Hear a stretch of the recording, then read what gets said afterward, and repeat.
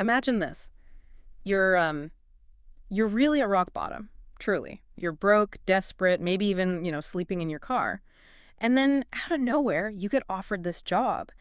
And it seems almost too good to be true room, food, a fantastic paycheck, a chance to completely restart your life. Sounds like the universe is finally throwing you a bone, right? Yeah, and that immediate tension is it's so palpable. Yeah. Because it taps into something really primal, doesn't it? That desperate need for security. When someone's at their lowest point, they're often willing to, well, overlook red flags. They rationalize away the discomfort because the alternative just feels so much worse.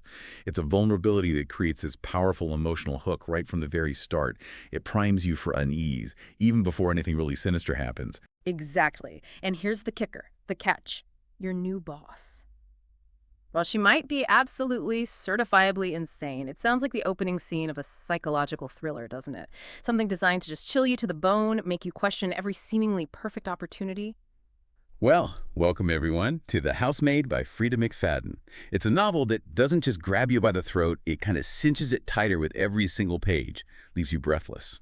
It really is a masterclass in exploiting those initial human tendencies you mentioned. It's not just about shock value or plot points. It's about how McFadden uses those vulnerabilities, those first impressions, to just manipulate your perceptions as a reader. It's like this calculated dance between what you think is happening and the reality, which, is often far more sinister. And that's really what we're going to explore in this deep dive today, how that narrative strategy impacts your understanding, your engagement with the story on a relatively profound psychological level. That's precisely our mission here. We want to guide you through this chilling, twist-packed world of the housemaid. Unpack the secrets of the Winchester house, because if there's one thing this book teaches us, it's that absolutely nothing is what it seems. We're here to extract those key insights, those moments that just make you go, aha, and turn a thrilling read into something you really understand without getting overwhelmed by all the details. We'll be your guides through the domestic drama, the mystery, the psychological intensity. We'll illuminate the really masterful ways it plays with your perceptions, your expectations. And that's where the real value is, I think. We're looking beyond just the plot. We're revealing the underlying mechanisms, the psychological tactics the author uses, the characters use, and those profound, unsettling themes woven into the story. It sort of shifts it from just entertainment to a more insightful appreciation of the craft, the skill involved in creating a thriller this compelling. Okay, let's kick things off by unpacking the deceptive lure of this story. Let's start with our main player, Millie Calloway. She isn't your typical housemaid, not by a long shot. The book wastes absolutely no time laying out her situation. She's got a past, a seriously messy one. We learn she's fresh out of prison, completely broke, no friends, literally sleeping in her car. Let's think about that level of desperation for a second. You're truly at rock bottom. Oh, absolutely. Her vulnerability is central to the whole initial setup. Her circumstances, especially coming out of prison, they aren't just background detail. They're the crucible, right? They shape every choice she makes. She's in no position to be picky or to question things too much because her immediate survival depends on this job. It instantly creates this high-stakes situation where you, the listener, you understand why she would put up with things that seem, well, completely unacceptable. It forces her to overlook these glaring red flags simply because the alternative homelessness, going back to a past she desperately wants to escape, feels even more terrifying. Exactly. So when she somehow lands this job as a live-in maid for a wealthy family, the Winchesters, it doesn't just feel like luck. It feels like fate, doesn't it? Like the universe finally throwing her that much-needed lifeline. And the job description itself seems so simple on the surface. Clean the house, maybe cook a bit, help care for their young daughter, Cecilia. Straightforward enough, right? A chance to rebuild, have a roof over her head, earn an honest living. But already, if you're anything like me, you're probably thinking, okay, there is absolutely no way this is going to go well. This is the perfect setup for everything to just unravel. The genre itself primes us for Apart. for that anticipation. But McFadden's genius, I think, is how she makes us question which way it's going to go sideways and maybe for whom. It's that immediate sense of foreboding, even from a seemingly simple job description, that she cultivates so effectively. You're primed for unease. You understand that in psychological thrillers, simple is often just a smokescreen for something far more complex, far more dangerous. It's the promise of the genre itself. Beneath the normal surface, something deeply unsettling is lurking. Which brings us right to the Winchester household itself. This is where that facade of perfection really starts to show cracks. Millie's new boss is Nina Winchester. She's portrayed as beautiful, sophisticated, someone who, from the outside, looks like she has the perfect life. You know the type. Perfectly dressed, elegant, seemingly in control of her whole opulent world. The beautiful home, the charming family, the whole package. Nina is the absolute epitome of surface-level perfection. Her appearance, her wealth, her social standing, it all contributes to this image she's meticulously curated. It's a classic setup, really. It's designed to lull both Millie and you as the reader into a false sense of security. It makes the eventual reveal of her true nature even more jarring. And it aligns perfectly with that recurring theme, appearances being deceptive. But here, the deception feels active, like Nina herself is performing for some unseen audience. But then, yeah, the book immediately peels back that layer. Behind those impeccably closed doors, Nina is described as a walking red flag factory. And that description is just so perfect, isn't it? She doesn't just have red flags. She is a factory churning them out. She's moody, manipulative, and clearly deeply unraveling. Her behavior swings wildly. It makes her unpredictable, incredibly unsettling to be around. One minute she's charming, almost benevolent. The next she's icy, launching into these bizarre, baseless accusations. It's not just quirkiness. It feels like systematic psychological abuse. That description of Nina immediately sets up the deep-seated psychological instability in that house. It really sets the stage for gaslighting, for emotional abuse. Her unraveling suggests something profound, some pathology maybe, hinting that the perfect life is just this thin veneer over serious dysfunction. This makes Millie's situation precarious right from the start, regardless of her own past, because she's stepping into an environment almost designed to dismantle your sense of self, your sense of reality. And then there's Andrew Winchester, Nina's husband. Handsome, quiet. Initially, he seems like the only normal person in the house, the stable anchor in Nina's crazy storm. He's calm, often apologetic for Nina's behavior, seems genuinely concerned for Millie, offering her these little moments of comfort, of understanding. He's the guy who maybe, just maybe, Millie starts to feel a little too close to. He offers this perceived glimmer of normalcy, maybe even safety amidst all the chaos. Andrew's role as the initial good guy is just masterful manipulation by the author. He seems like the logical counterpoint to Nina's irrationality, right? Right. So he creates this sense of false hope, maybe even a hint of romantic possibility for Millie.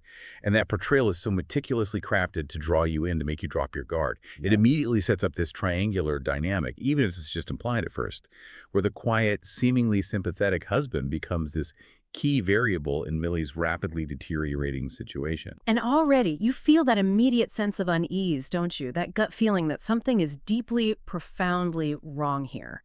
Because when something seems too good to be true, it almost always is. And in the Winchester house, that feeling just intensifies with every creak of the floorboards, every one of Nina's wild mood swings. The author lays this foundation of unease so effectively, making you, the reader, almost a co-conspirator in Millie's growing dread. That unease is the foundation of the slow burn. And it's meticulously built from these early character intros and the setting details. The author plants these seeds of doubt, of suspicion in your mind, creates this pervasive sense of dread that just permeates every interaction. It's not just the plot going sideways, it's the very fabric of reality within the story. You're drawn into Millie's perspective, sharing her creeping suspicion that despite all the outward luxury, this is really a house of psychological horrors. So Millie gets settled in, and her living arrangements are, let's just say, immediately unsettling. She moves into the attic room. Now picture this. It's creaky, it's dusty, clearly not a welcoming space. But the detail that really punches you in the gut, the one that immediately screams, red flag, louder than any of Nina's tantrums, is that the only door to this room locks from the outside. That's right, locked in, not out. Oh, that single detail about the lock. It's incredibly effective. It's such a powerful symbol of entrapment, of lack of control. For Millie, who's just come from a literal prison, finding herself in a room that her employer can lock from the outside, it's deeply unsettling. It immediately establishes this tone of physical and psychological confinement, even if Millie initially tries to rationalize it away. It's a literal manifestation of her predicament. Even though she's free, she's still imprisoned by her circumstances, by the will of her employers. Creepy much, you bet it is. But Millie, being in her desperate situation, she tries to brush it off. She tells herself she needs this job, she needs this chance, she can deal with a little quirkiness or a dusty attic room with a weird lock. She rationalizes it, which is such a common human response, isn't it? When we're faced with an uncomfortable truth we just don't want to acknowledge. You see her trying to ignore that immediate, visceral feeling of being trapped, just clinging to the hope that this job is her only way out. Her rationalization is a powerful testament to her vulnerability, her desperation. She's willing to overlook these glaring warning signs because the alternative homelessness, continued destitution, she sees it as worse. This makes her situation profoundly sympathetic, and it highlights how people in positions of powerlessness are often forced to endure exploitative or dangerous situations. It sets up this high degree of tension for you, the reader, knowing something is fundamentally wrong, even if Millie can't immediately act on it. Her internal monologue, which we get access to, often tries to convince herself everything's fine, even as her gut is just screaming otherwise. But things don't just stay at creepy attic room, do they? They start escalating fast. Nina's behavior goes from just quirky to genuinely menacing. She begins accusing Millie of things she didn't do. Small stuff at first, like misplacing an item. Then larger, more significant fabrications like theft or sabotage.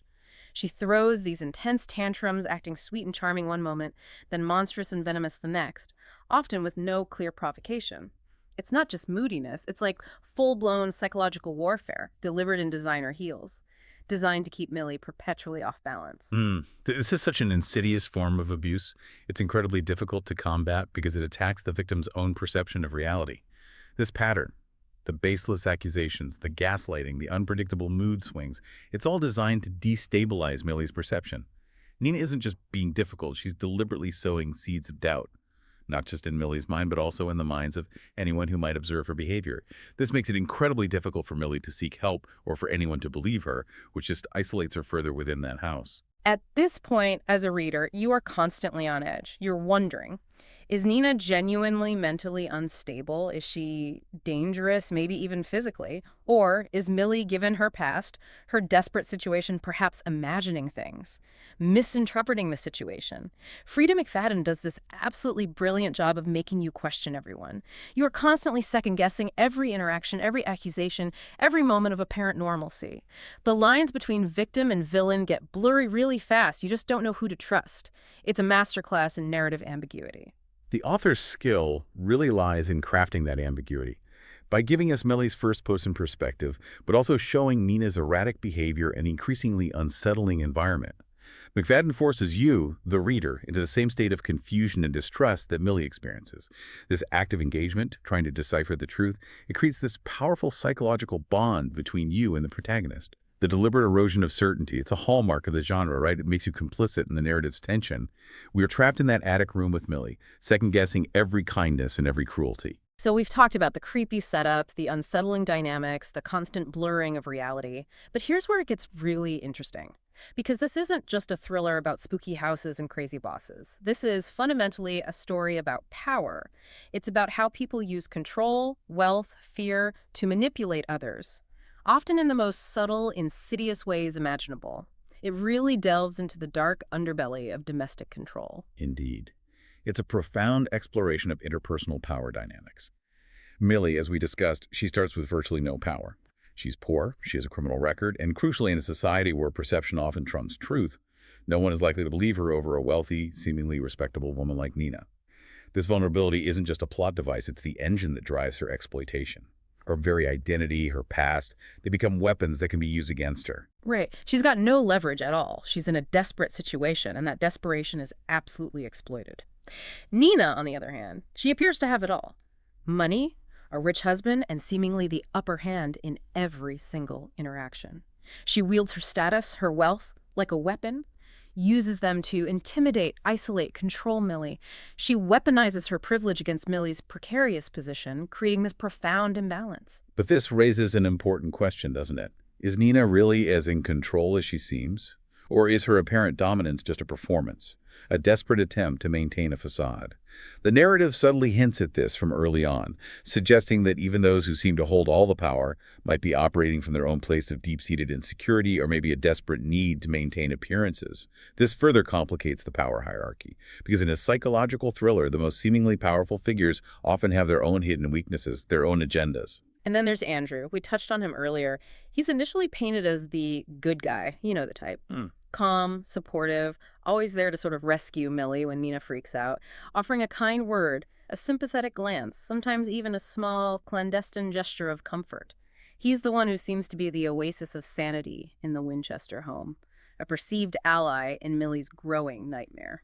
Andrew's role here as the initial good guy is just such a masterful manipulation by the author. He appears to be the logical counterpoint to Nina's irrationality, creating that sense of false hope, maybe even a glimmer of romantic possibility for Millie. This portrayal is meticulous. It's designed to draw you in, make you drop your guard. It's actually a pretty cunning psychological tactic, an individual who presents themselves as a savior while subtly reinforcing the victim's dependency. That's a very real and very dangerous form of manipulation. This subtle reinforcement makes the later subversion of his character all the more impactful. That's a really insightful point. It makes you reflect on how often we judge people purely on their surface actions or how they present themselves in a crisis. But yeah, hold that thought. Because this story, as we've been hinting, has layers upon layers. And it's those carefully constructed power dynamics that make the eventual unraveling of the truth so devastating. The author meticulously builds these imbalances, making you, the reader, feel Millie's helplessness and Nina's apparent dominance, setting you up for the shock to come. It creates this sense of profound narrative discomfort. You're immersed in Millie's vulnerability. You feel the weight of her powerlessness, which intensifies the feeling of dread as Nina's psychological warfare escalates. This imbalance isn't just observed, it's felt by you, making the subsequent revelations even more emotionally resonant. McFadden is playing psychological chess here. Every seemingly benevolent or malicious move earlier in the book suddenly gains new, sinister meaning later on. Think about the deliberate isolation of Millie in the attic, the incremental nature of Nina's gaslighting, which mirrors real-world abuse tactics, or Andrew's strategically timed moments of kindness. These aren't just plot points, they are precisely engineered psychological triggers for both Millie and for you. All right, here's where the book just delivers a jaw-dropping uppercut. Just when you think you've got it all figured out, just when you're settled into your theories about Nina and Andrew, McFadden flips the entire story on its head. This is the central plot twist, and wow, it is a doozy. It redefines everything you thought you knew, pulls the rug out from under your feet, and then, sets it on fire, leaves you in disbelief. This is the critical turning point that really elevates The Housemaid beyond just a simple domestic thriller. It's not just a twist, it's a complete structural shift in the narrative. It forces you to reevaluate every single piece of information you've been given up to that point. It's incredibly disorienting, but in the best possible way for a psychological thriller. Because it rewards your sustained engagement with this profound recontextualization of everything. No spoilers here, obviously, but let's just say that not everything you've been told is true. Not by a long shot. Characters aren't who they seem. Their motives shift dramatically. And the roles of victim and villain are completely, shockingly reversed. The ground literally drops out from under you. And Millie, she is absolutely not the helpless victim you thought she was. In fact, she might just be the most dangerous person in that entire house, and perhaps the one who is truly pulling the strings all along, right under everyone's nose. The transformation of Millie is what makes this twist so incredibly powerful. She moves from this position of perceived weakness and vulnerability to one of, formidable agency and, yes, danger. It completely subverts your expectations, challenging the very definition of who is good and who is bad in the narrative. The insight here is how McFadden exploits our natural human tendency to empathize with the vulnerable, making us trust Millie's perspective almost implicitly. The aha moment is realizing that your empathy was actually a precisely deployed narrative weapon against your own judgment. That moment when everything just clicks into place, when the pieces rearrange themselves in your mind, it's like someone pulled the rug out from under you and then, just for good measure, set the rug on fire. You're left staring at the ashes thinking, wait, what just happened? Was I imagining things? Did I misinterpret everything? It's a truly visceral reaction, a testament to the author's cunning. That visceral reaction is precisely what makes this twist so effective in the thriller genre. It's not just a surprise, it's a profound reorientation of the entire narrative. The pacing is tight, as you mentioned, because the tension builds slowly through the gaslighting, the unsettling details, then it just explodes with this revelation, creating an incredibly satisfying narrative payoff for you.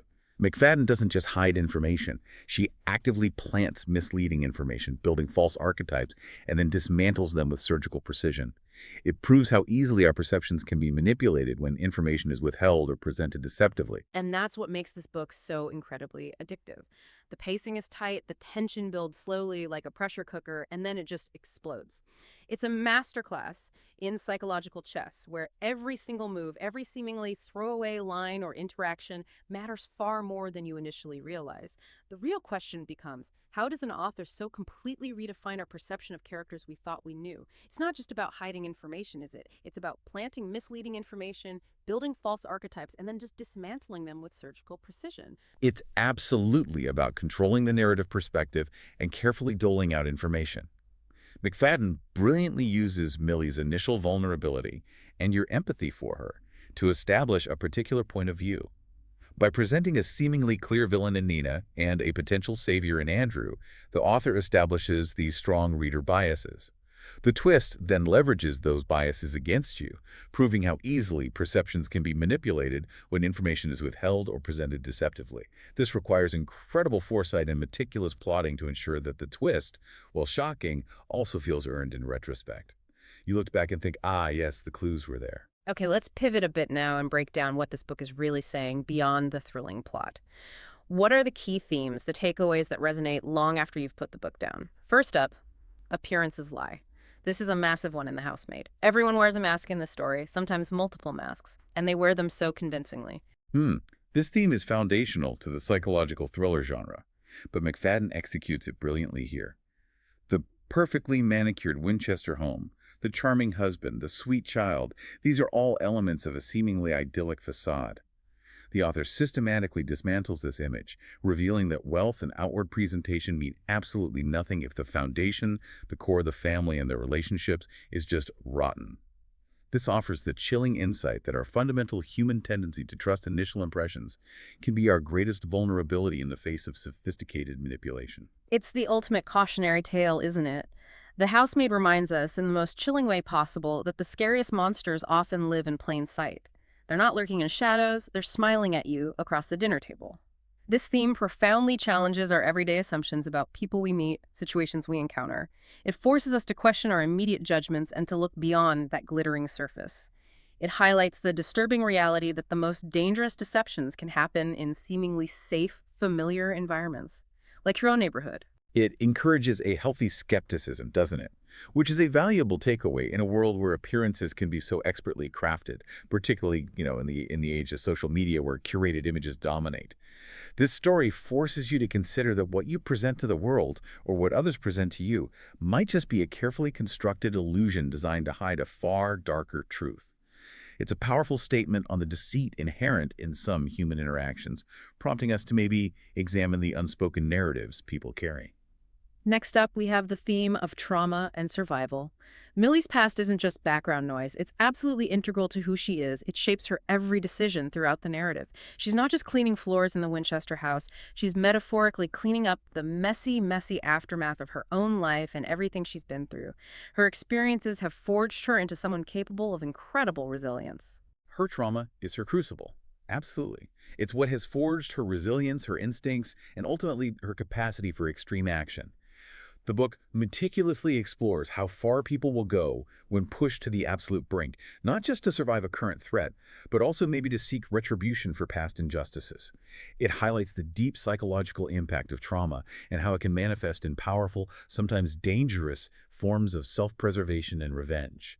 We see how her desperate past has instilled in her this unique set of skills and a formidable will to survive, qualities that are ultimately pivotal to the entire plot. And it really makes you think about the extreme measures people will take when pushed, doesn't it?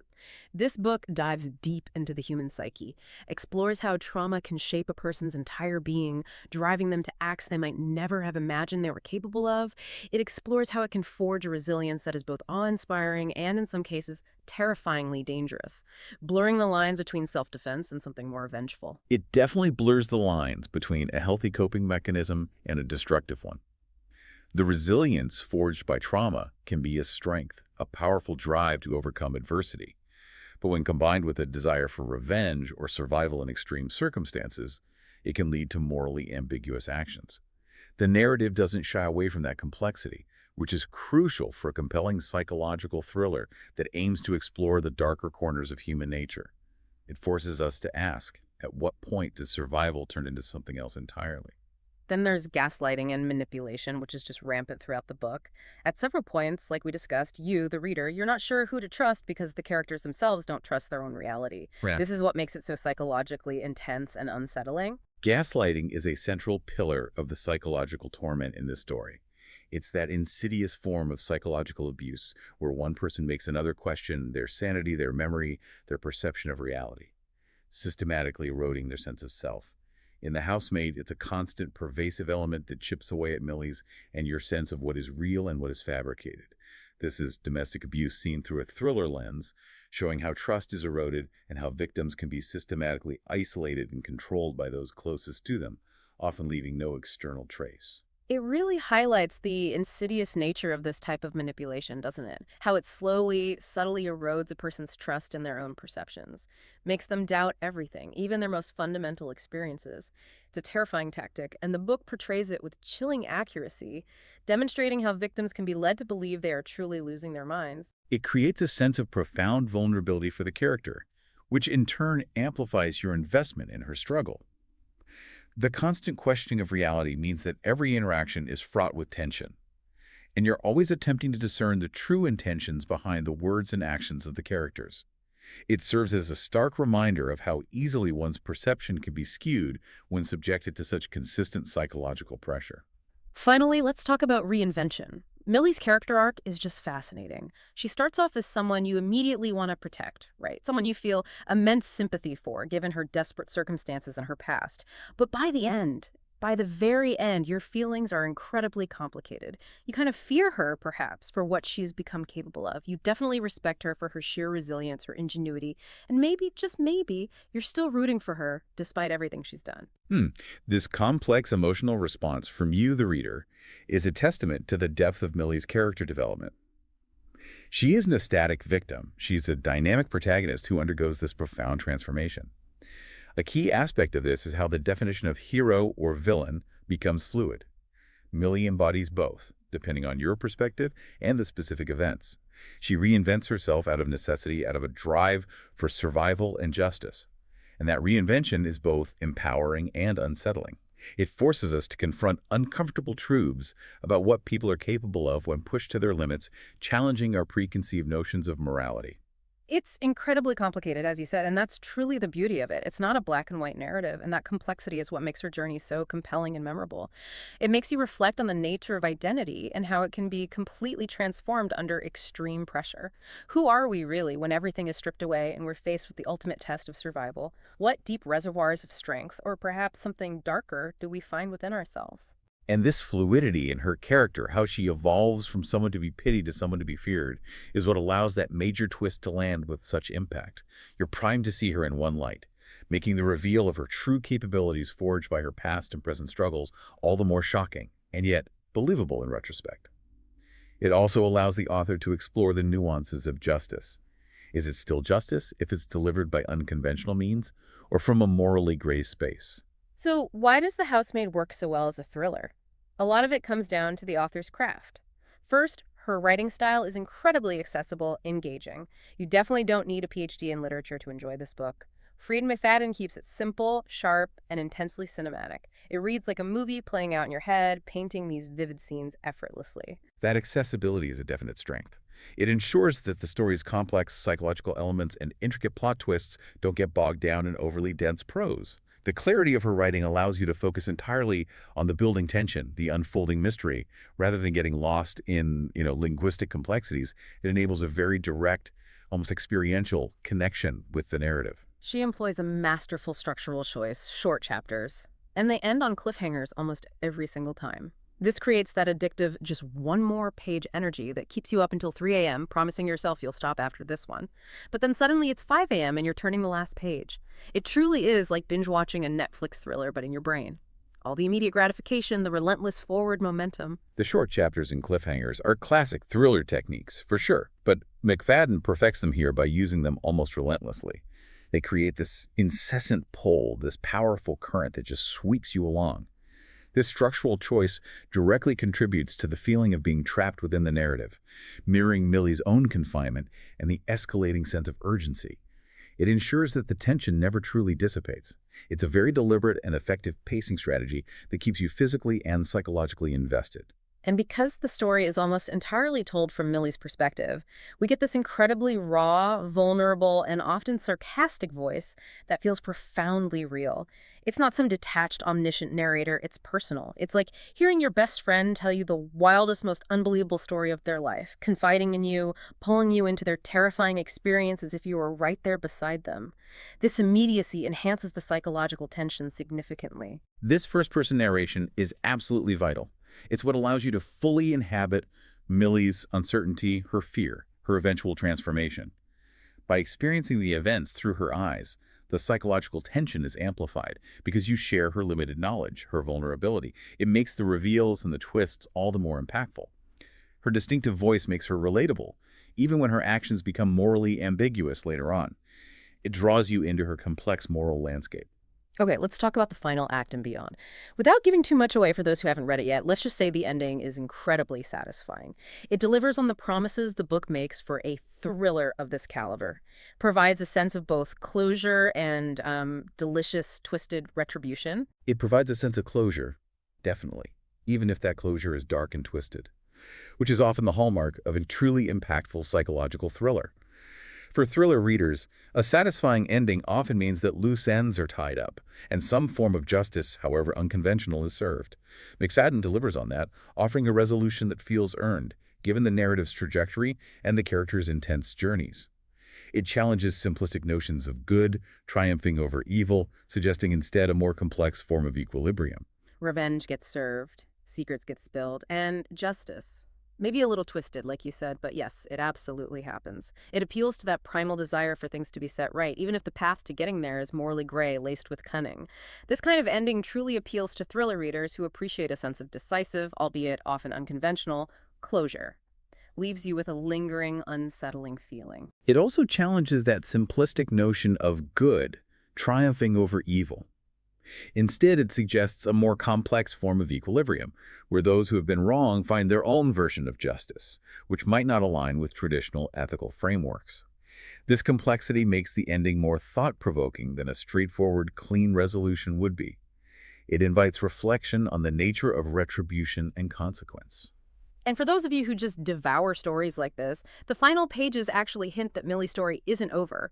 In fact, there's a direct sequel, The Housemaid's Secret, which picks up right where this tale leaves off. So, if you loved the first one, you're in luck. The ride isn't over yet. This appeal of ongoing narratives is huge for fans of this genre, isn't it? It allows them to continue immersing themselves in a world and with characters they've grown attached to, eager to see them continue their complex journeys. The creation of a series definitely capitalizes on the deep engagement readers develop with complex characters like Millie. It offers the promise of further exploration into her unique brand of resilience and survival, which becomes a powerful draw for those who appreciate the original's blend of psychological depth and thrilling plot. It speaks to the ongoing fascination with characters who operate in the moral gray, whose next move is always unpredictable. Look, this book isn't trying to be some deep philosophical masterpiece. It's not here to win literary awards for poetic prose. It's here to entertain you. Pure and simple, to mess with your head, make you gasp, make you guess, and make you flip pages like you're running out of time.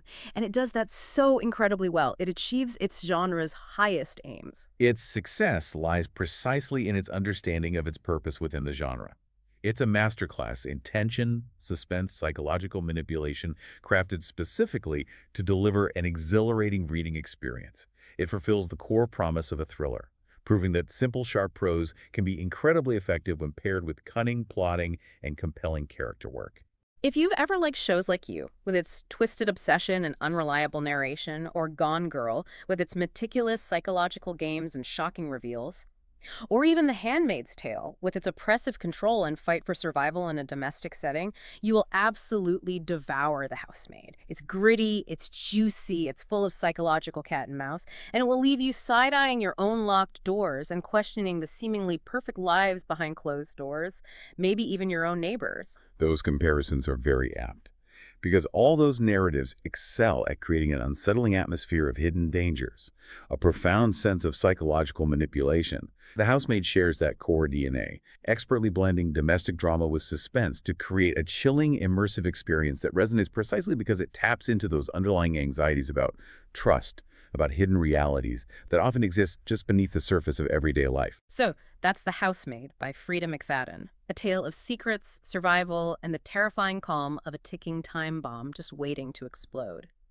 We've journeyed through its deceptive lures, the slow burn of suspicion, the intricate power dynamics that shift so cunningly, that jaw-dropping twist that shatters all expectations, and the profound themes.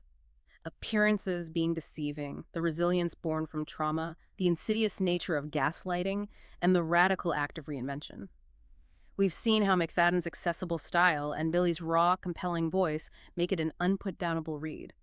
You now have a shortcut to understanding not just the thrilling plot, but its deeper implications and why it resonates so strongly with so many readers. And the value gained from this deep dive is truly understanding that narrative architecture, the psychological tactics employed by the characters and the author, and the profound, unsettling themes embedded within the story. It shifts it from mere entertainment to a more insightful appreciation of the craft involved in creating such a compelling and impactful thriller, allowing you to recognize the subtle cues and brilliant misdirections McFadden employs throughout. And, hey, if you were locked in an attic with a door that only locked from the outside, what would you do? Think about that for a moment. What extremes would you go to? What hidden layers would you discover within yourself, forced to confront the darkest aspects of survival and human nature? It's a compelling, open-ended question that encourages introspection, isn't it? It pushes you to consider the moral ambiguities, the raw survival instincts that the book so deftly explores, extending the narrative's impact far beyond its final page and prompting you to reflect on your own potential for resilience, maybe even for drastic action. Until next time, stay curious and maybe check twice before accepting that too good to be true job.